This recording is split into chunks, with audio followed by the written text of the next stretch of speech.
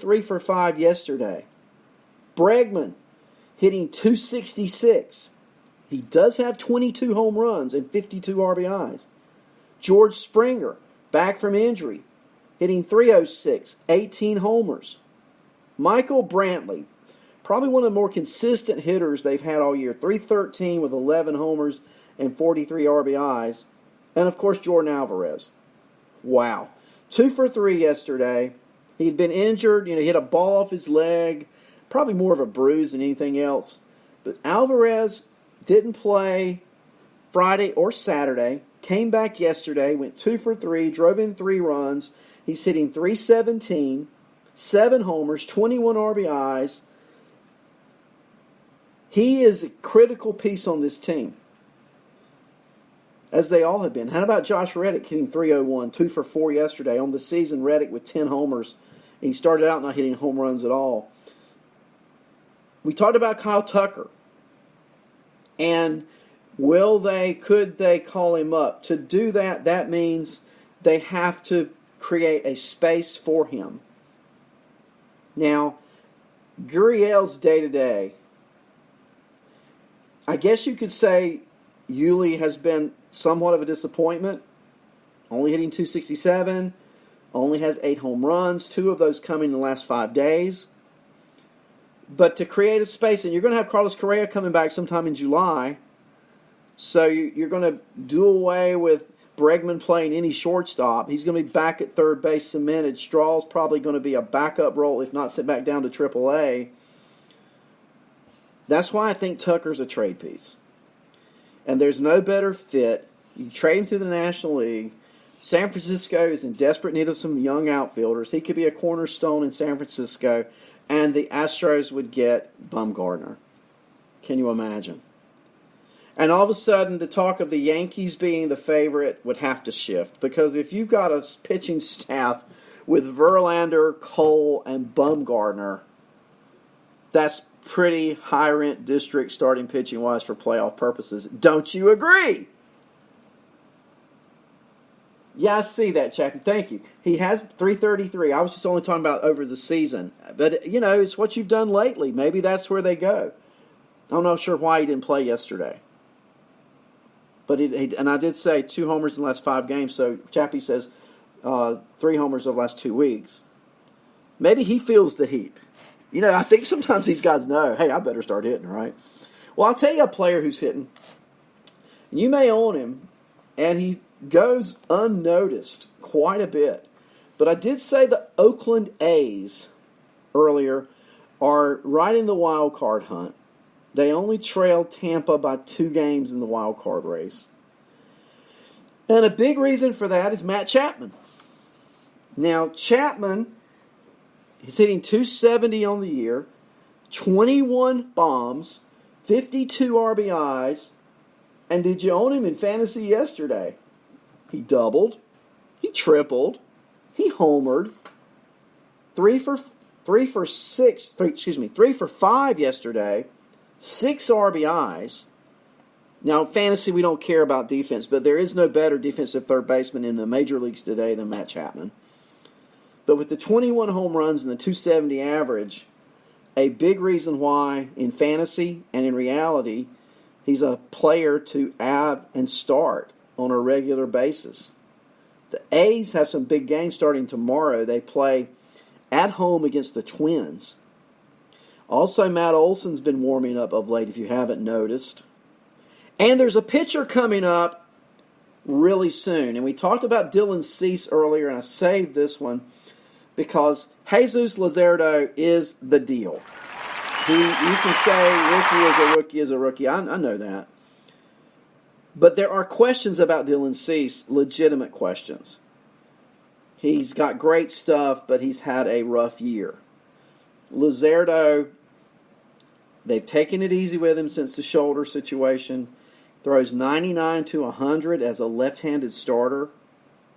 When do you see that very often? Not much. And so I'm looking for Luzardo right after the All-Star break. If he is available in any fantasy league that you are in and you haven't added him, then stop listening to me right now and go do it. Right now. Okay? Jack, in the chat room, should the Nats listen on offers for Scherzer? Funny you mentioned that because I'm getting ready to now go to the National League East with these with this story. Okay, so let's look at the East and let's talk about the Nats in particular. And I've been telling you guys, don't give up on the Nats. Haven't I? Yes, I have. The Braves. I've also told you it's the Braves' division to win. Okay?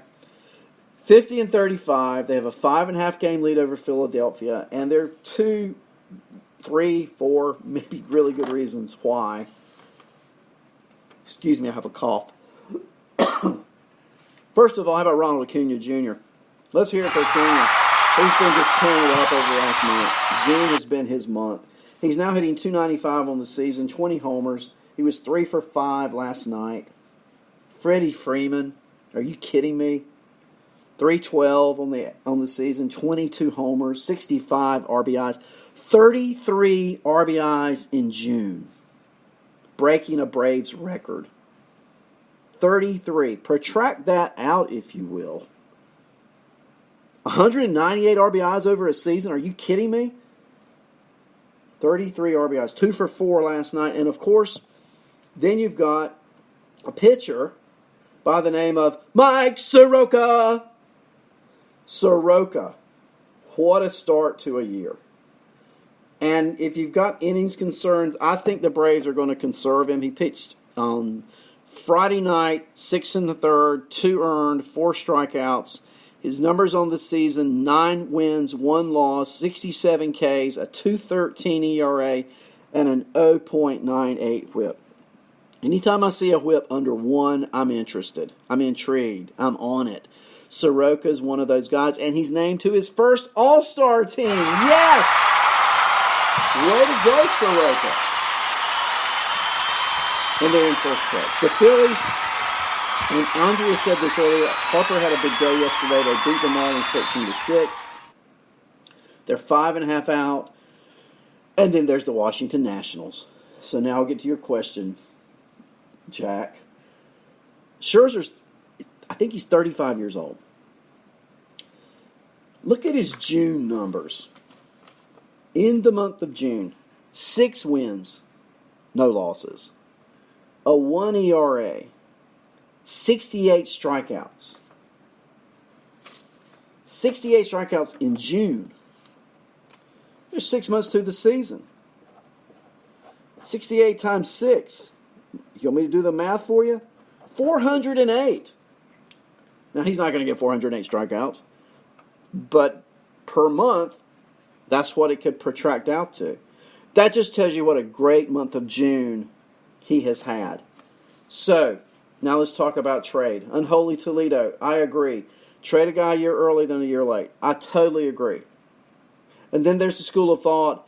The Nats, are they players or are they pretenders? I've told you to wait till July 4th. They've won 7 out of 10. They've got a great pitching staff. They're 42-41. They are now over 500 for the first time since. Being over 500 is critical. And we look at the wild card this morning, and the Nats are 1.5 games out of the second wild card. How can you trade Matt Scherzer if you're the Nationals? 1.5 games out of the playoffs. Particularly due to the fact you've been playing really well lately. Now, will they trade him? Could they trade him? Sure. If you could get blown away with a trade offer, why couldn't you trade him? But you'd have to be blown away, right? You would have to be totally blown away. And I don't see it. I don't know. The Yankees, could they trade for him? Sure. But if I am the Nationals, I'm going to wait till the very end now. Okay, I'm changing it. I told you just wait till July the 4th before we write them off. Okay, I'm not writing them off. But if I'm talking about trading Matt Scherzer, I'm waiting till the end of July. Because if I'm in the race, I can't trade away undoubtedly the best pitcher in baseball. I can't do it. And what if, Unholy says they're a Strasburg injury away from irrelevance. Maybe so. But when we look at it today, they're still relevant. And you got till July the 31st. Don't you think they're talking to teams? Probably so. But don't you think they can wait till late July to pull that trigger? Definitely. Because tell me a major league team who's contending who would not take Matt Scherzer on July 31. None. They're all going to take him. The Mets are 12 out. Now they're irrelevant. And would they be dealing an arm? Zach Wheeler? Why not? Why not? The Cubs, the Brewers, they're tied for first in the National League Central. 45 and 39 identical records. They both play today. The Cubs are in Pittsburgh taking on the Pirates. The Brewers are in Cincinnati taking on the Reds. Every team in that division is within 5.5 games of first place. Every team is relevant. The Cubs, Alzolay going today. Keep an eye on him. He could be a difference maker. Hendricks coming back tomorrow. The Cubs have the best pitching in the division, top to bottom, when everyone's healthy. Chris Bryant's been hitting lately. Rizzo. Of course, they got one of the best players in the National League. So, the Cubs, I still think, are the favorite in that division. Baez hitting .284, 20 homers, 56 RBIs. Now the Brewers, they've got Yelich. Yelich, here of late, he has gone, 7, 6, 18. He's gone 3 for his last 18. That's 167 over his last 6 games. Now, on the season, incredible. 328 average, 29 homers, 63 RBIs, 18 stolen bases.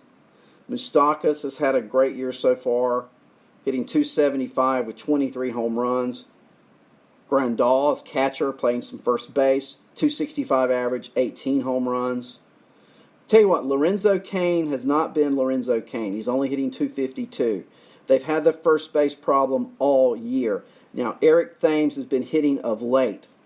Okay, he is now 6 for his last 12 with 2 homers and 3 RBIs.